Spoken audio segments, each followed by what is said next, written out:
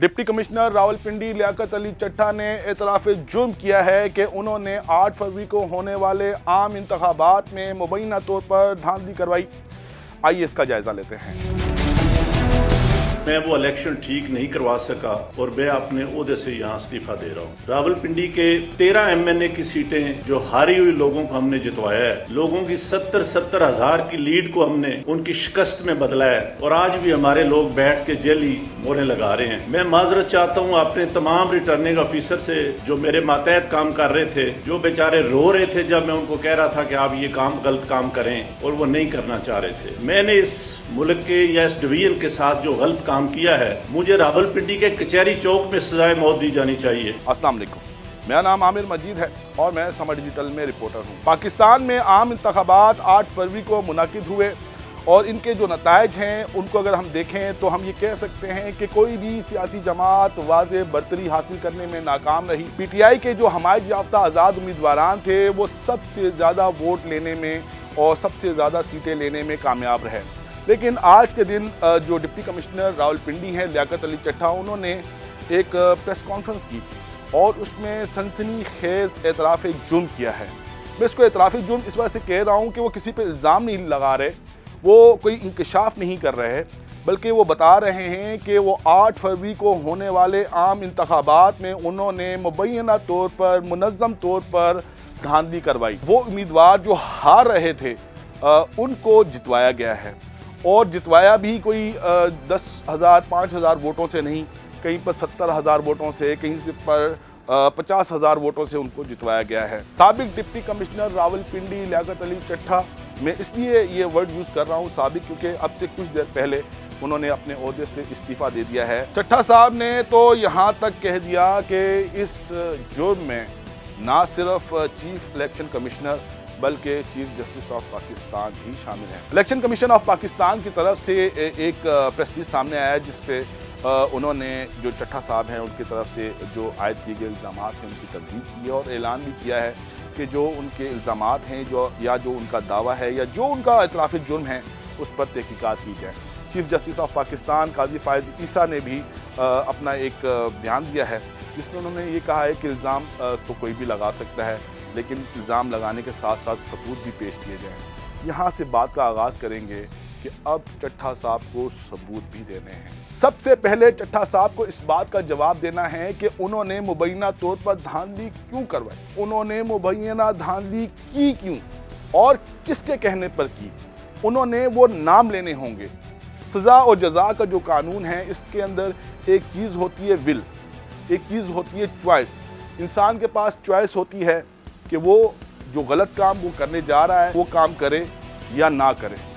अगर वो ये कहते हैं कि उनको दबाव में, प्रेशर में ला के ये काम करवाया गया है तो उनको फिर साबित करना होगा कि उन पर दबाव डाला गया, फिर उनके नाम लेने होंगे जिन्होंने दबाव डाला। अब आते हैं कि धांधली हो सकती है या नहीं हो सकती। हमने जितना भी इलेक्शन प्रोसेस कवर किया है, वोट कैसे कास्ट होता है, वोट कैसे रिजेक्ट होता है, वोट कैसे एक्सेप्ट होता है, इस पूरे प्रोसेस का अगर हम एनालाइज करें तो वोट ज़ाया करना आसान काम है। मतलब अगर आप किसी कैंडिडेट को हराना चाहते हैं तो उसकी फेवर में जो वोट कास्ट हुए हैं, जो बैलेट पेपर है, उसके ऊपर एक नो खानों वाली मोहर लगी होती है। तो ये बड़ा आसान है कि एक बैलेट पेपर के ऊपर मल्टीपल नो खानों वाली मोहर लगा दी जाए तो वो बैलेट पेपर काउंट नहीं होता। लेकिन ये कहना कि किसी को जितवाने के लिए जाली वोट डाले गए, ये ज़रा थोड़ा सा मुश्किल नज़र आता है। ये मुश्किल क्यों है?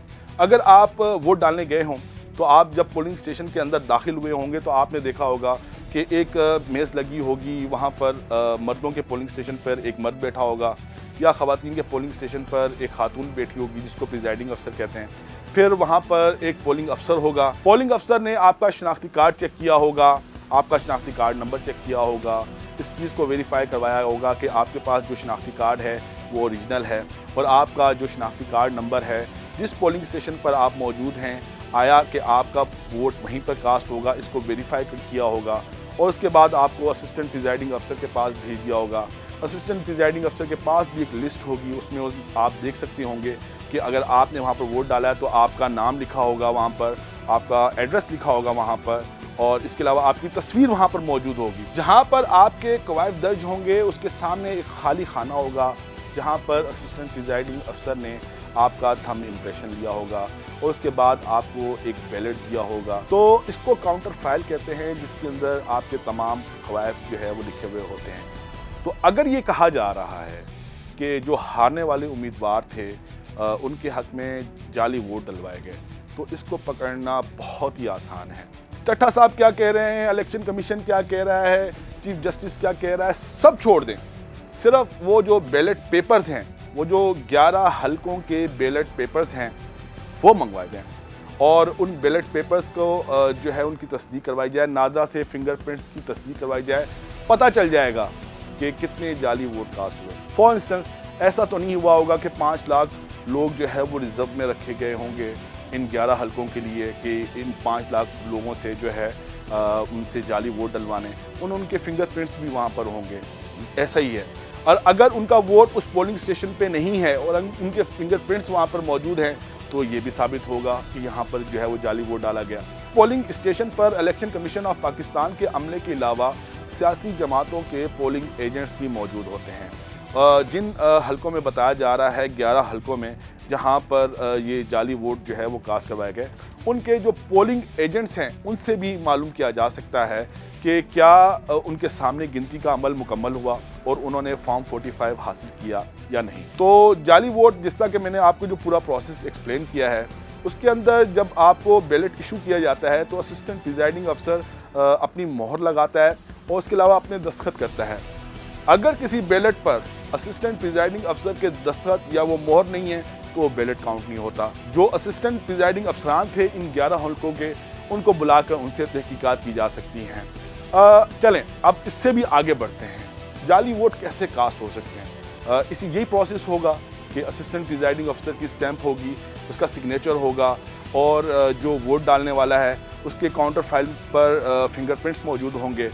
तो फ़र्ज़ कर लेते हैं कि 5 लाख लोग थे जिन्होंने एक काम से अंजाम दिया। सबसे पहले तो 5 लाख लोग अरेंज करना धांधली के लिए ये मुमकिन है ही नहीं, क्योंकि ये बड़ा एक सीक्रेट काम होता है और मुनज़्ज़म धांधली को पाकिस्तानी दुनिया भर में जहाँ पर मुनज़्ज़म धांधली की जाती है उसको साबित करना बड़ा मुश्किल होता है।